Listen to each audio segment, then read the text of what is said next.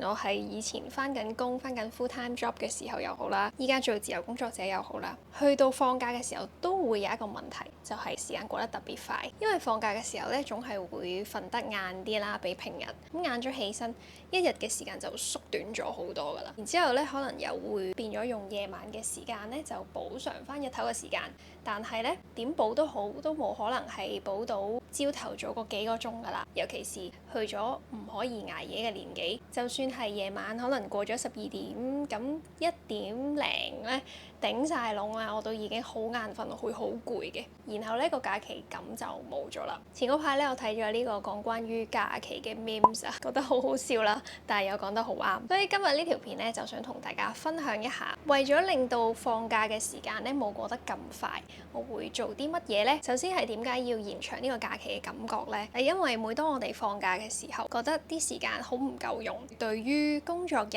嗰個抗拒就會越嚟越強，然後咧就個人就好似陷入咗一個死循環咁樣，冇乜新嘅事發生啦，越嚟越覺得生活枯燥。點樣喺呢啲日復一日嘅生活入邊揾翻一啲真真正正可以令到自己 enjoy 嘅 moment 呢？延長呢個週末嘅感知時間咧，嗰個感覺。當然我唔係一個魔術師啦，我冇辦法真係將2日嘅假期變成3日嘅，只係個感覺上可以將佢延長為3日。呢一個咧就係其中一個喺枯燥嘅生活入邊咧揾到一啲微小嘅幸福方法啦。第一個我覺得可以延長到個週末嘅感覺。當你係星期6日休息㗎啦，咁星期5晚放工之後就可以約人 Happy Friday 一下，去將星期5嘅夜晚咧安排咗一啲充實嘅活動，咁變咗咧你嘅假期就唔係由星期6開始，而係由星期5晚就開始啦。咁但係有啲人咧就好中意留喺屋企嘅，即係放咗工想快啲屋企，即係冇乜 Happy Friday 嘅儀式感嘅。例如我啦，我就係其中一個啦。衝到翻屋企嘅時候咧，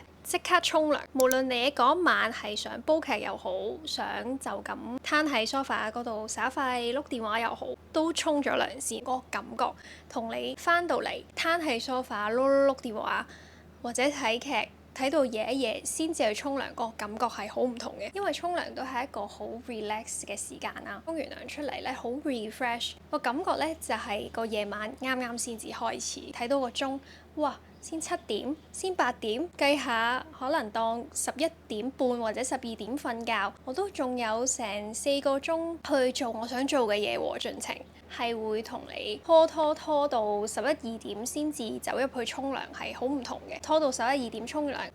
已經12點啦，已經1點啦，又好似要瞓覺啦，都攰啦咁樣。第二個 tips 咧就係好多人可能因為星期1至5要返工啦，咁尤其是自己住嘅時候咧，星期6日先至去安排去做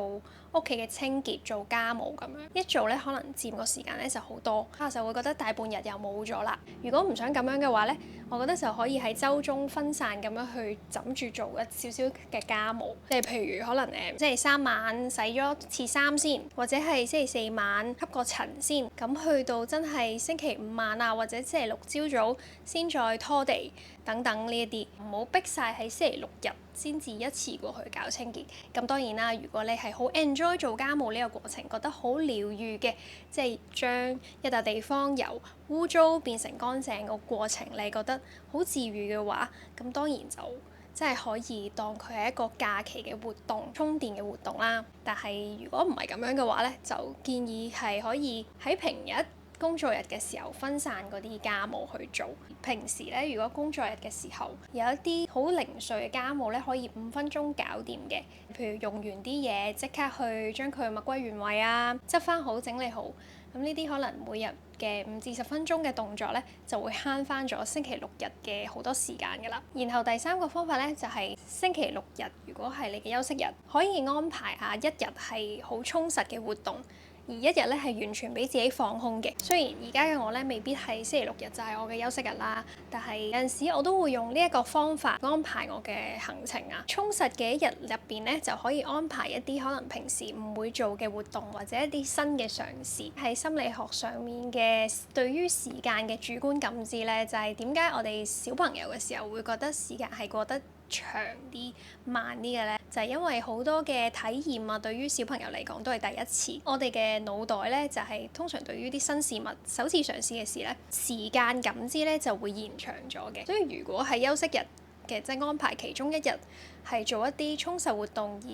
嗰啲充實活動入邊有啲係你可能係想嘗試嘅事，第一次做嘅嘢咧，咁就會令到你感覺到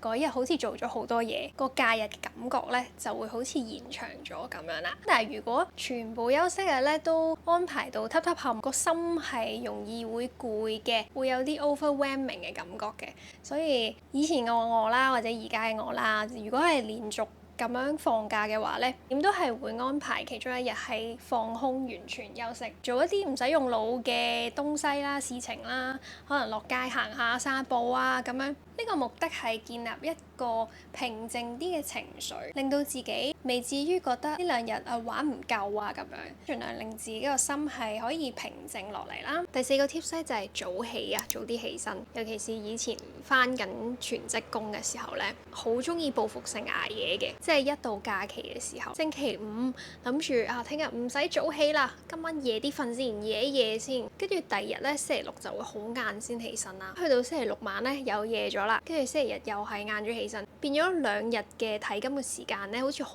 短咁樣，縮短咗好多。大家可能都試過啦，即係譬如可能如果夜晚11點、12點瞓覺嘅，第二日7點、8點起身係可以精神嘅。咁但係如果一捱夜，可能1點、2點，甚至乎3點咧，第二日係要瞓到11、2點，個身體都係會覺得好攰。所以如果要想去延長呢一個假期，將2日嘅體感變成3日嘅體感嘅話咧，最好都係早少少瞓同埋早少少起身嘅。呢個聽落咧已經係老生常談嚟㗎啦，但係又真係好緊要嘅。點樣可以逼自己早少少瞓、早少少起身咧？有陣時可能會揾定聽日即係第二朝早想食啲乜嘢早餐，可能揾定一啲食譜嘅相啦，或者揾定一間你想去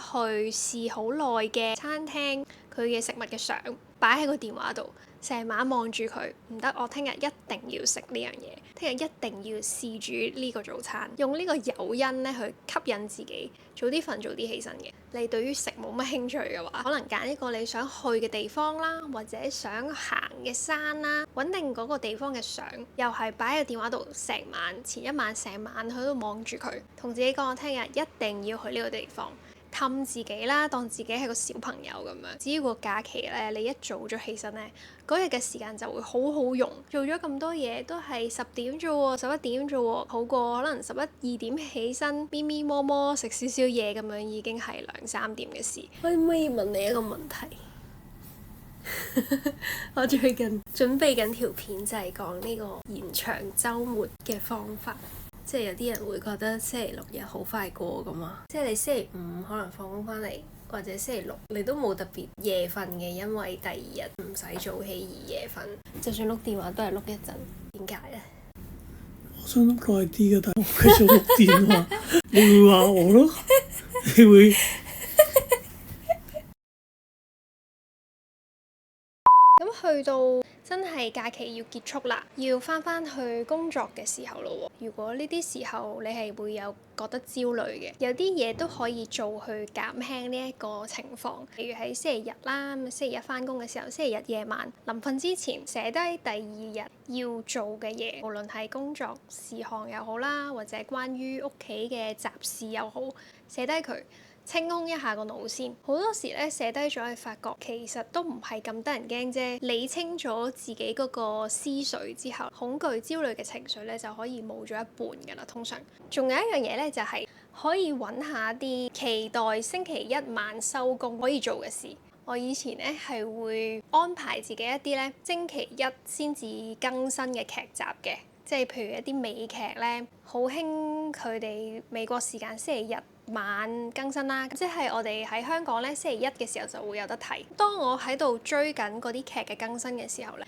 我就係特別期待星期一嘅返工啊，要早起身呢啲，全部變得唔可怕，因為我知道夜晚返到嚟就可以睇我最心愛嘅劇集啦。又或者係咧星期一晚可能約一個好耐冇見嘅好朋友見面啦，又或者係上一啲你好中意嘅課堂啦等等。總之係令到星期一晚咧變成一個期待嘅晚上，從而咧係令到星期日晚或者假期結束嗰晚咧係變得平靜好多個心情。當然大家都可以喺假期期結束之前睇我嘅片咧，令到自己嘅心情平靜落嚟啦。我希望係可以有咁嘅效果嘅。我哋現代人咧好多時都係想喺平凡嘅生活揾到片刻嘅寧靜，喺忙碌之中有一啲所謂嘅小確幸嘅 moment 去出現。我知道唔係人人都可以好似我咁樣可以用大部分嘅時間去做緊自己中意做嘅嘢，但係如果喺假期放假嘅時候，你可以去嘗試發展一下，都會係一個幾唔錯嘅機會，將自己由營營役役嘅忙碌之中去拉翻出嚟。咁今日呢條片咧嚟到呢度就差唔多㗎啦。今次條片咧就主要係我坐低喺呢度以一個輕鬆啲、casual 啲嘅傾偈形式去拍啦。喺我 Patreon 嗰度咧會有多啲呢一種形式嘅片嘅。多謝大家今日嚟睇啊！都想多謝訂閱咗我 Patreon 嘅觀眾朋友們。我哋下條片再見啦，拜拜！因為放假嘅時候咧，